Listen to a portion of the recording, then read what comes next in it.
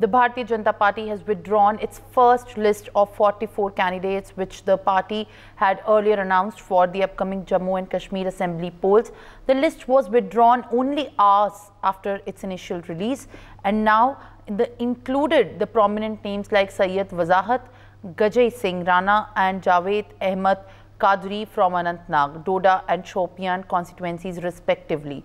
The party has now decided to make changes to the list and then re-release the updated list shortly. This move comes from the BJP ahead of the Jammu and Kashmir Assembly polls, where the list that consisting the names of 44 candidates for the 3 phases of the elections that are going to be starting from September 18 has been withdrawn by the BJP and now will be revised and then released again.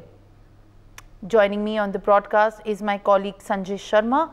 Sanjay, जिस तरीके से देखा जाता है, ये BJP ने अपनी जो 44 कैंडिडेट्स की लिस्ट थी जम्मू एंड कश्मीर के लिए, इसमें क्या रिलीज करने में जल्दी की थी?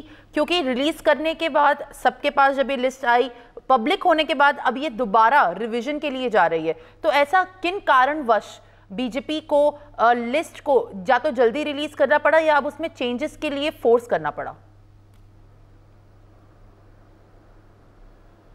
देखिए, ऐसा अमूमन होता नहीं है। जो आज होने जा रहा है, बीजेपी की केंद्रीय चुनाव समिति पहले मोहर लगाती है, बीजेपी 44 कैंडिडेट्स की लिस्ट जारी कर देती है। आज सुबह ही लगभग 10 से 10:15 के बीच में लिस्ट जारी होती है और उसके ठीक बाद हम देखते हैं कि बीजेपी लिस्ट वापस बुलाती है, फिर से नई लिस्ट जारी करने का ऐलान करती है। तो ऐसा नॉर्मली होता नहीं है, लेकिन हमने देखा किस तरीके से बीजेपी के 2 बड़े नेता डिप्टी सीएम रह चुके हैं सरकार में, निर्मल सिंह, कविंद्र गुप्ता जैसे बड़े बड़े नामों को इस टिकट से वंचित किया गया, उनके नाम काटे गए। खुद बीजेपी के प्रदेश अध्यक्ष रविंदर रैना का नाम नहीं है पहली सूची में। तो ये ऐसे बड़े बड़े नाम थे जिसके कारण बीजेपी को ऐसा लगने लगा कि हाँ, उनको परेशानी हो सकती है, नेताओं का रिवोल्ट हो सकता है या नेताओं की नाराजगी एक बड़ा कारण बन सकती है जम्मू क्षेत्र में खास तौर से। तो लिहाजा बीजेपी अब इस सूची को फिर से वापस ले रही है, इसको विड्रॉ करके नई सूची बीजेपी जारी करेगी। कई सारे ऐसे नेताओं के नाम भी बीजेपी को देना पड़ सकते हैं जिनको बीजेपी ने अभी तक पहली लिस्ट के लिए उपयुक्त नहीं माना था।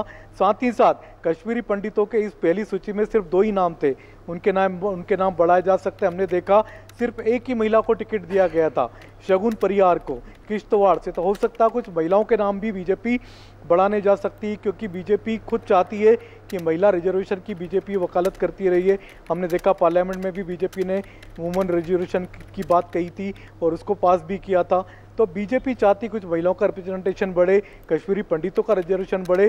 साथ ही साथ 8 ऐसे चेहरों को बीजेपी ने टिकट दिया है।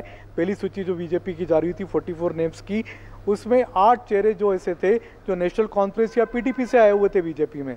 तो बीजेपी पर काफ़ी दबाव हो रहा है, दबाव पड़ रहा है कि आप बाहर से जो लोग आए उनको तो आप टिकट दे रहे हो, लेकिन अपनी पार्टी के नेता जो सालों से बीजेपी का झंडा डंडा बुलंद कर रहे थे, उनके साथ आप नाइंसाफ़ी कर रहे हो, उनकी आप उपेक्षा कर रहे हो। तो इस तरीके के जब आरोप लगना शुरू हुए और यह लगना लगा कि बड़े नेताओं के बीच में रिवोल्ट हो सकता है, तो उसको देख करके बीजेपी अब विड्रॉ कर रही है पहली सूची, और इसको कुछ संशोधनों के साथ, कुछ अमेंडमेंट के साथ फिर से बीजेपी इस नई सूची को जारी करेगी। संजय जी, जिस तरीके से हम देख रहे हैं बीजेपी का नई लिस्ट को जारी करना अब निश्चित है, पर क्या इसी वजह से जम्मू कश्मीर बीजेपी में भी कुछ रिसेंटमेंट होता दिख सकता है? क्योंकि जिनका नाम लिस्ट में है अब उनका हटाया जाएगा, तो इसकी वजह से क्या बीजेपी को जम्मू कश्मीर में आगे आने वाले चुनावों में कोई दिक्कत होती दिखती नजर आ रही है? देखिए, बीजेपी का जो पूरा जो बेस है, जिसको बीजेपी का बेस कहा जाता है, वो रीजन है जम्मू रीजन।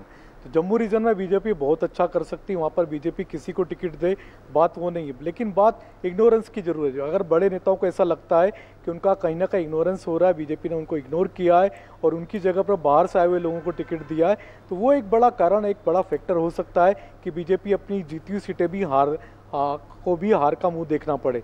तो बीजेपी उसी को सुधार करने में लगी हुई है। केंद्रीय गृह मंत्री अमित शाह के घर आज सुबह बैठक बुलाई गई। जैसी लिस्ट जारी हुई उसके तुरंत बाद बीजेपी के सभी नेताओं को बुलाया गया केंद्रीय गृह मंत्री अमित शाह के घर पर, और वहां पर इस बात की चर्चा की गई कि आखिर नेताओं की नाराजगी का कारण क्या। लिस्ट तो हमने जारी की है, केंद्रीय चुनाव समिति ने मोहर लगा दी है, लेकिन खुद बीजेपी के नेताओं ने कहा कि जब बीजेपी के नेताओं, सीनियर नेताओं की इसमें उपेक्षा की गई है, कविंद्र गुप्ता का नाम काटा गया, निर्मल सिंह का नाम काटा गया, खुद बीजेपी के अध्यक्ष रविंद्र नरैना का नाम इस लिस्ट में नहीं है, तो फिर बीजेपी के नेता किस मुंह से इस लिस्ट को अच्छा बता पाएंगे। और बीजेपी के नेताओं की नाराजगी का बड़ा कारण भी बन सकता है और जीती सीटें भी बीजेपी हार सकती है। For more such videos, subscribe to the NewsX YouTube channel, hit the bell icon.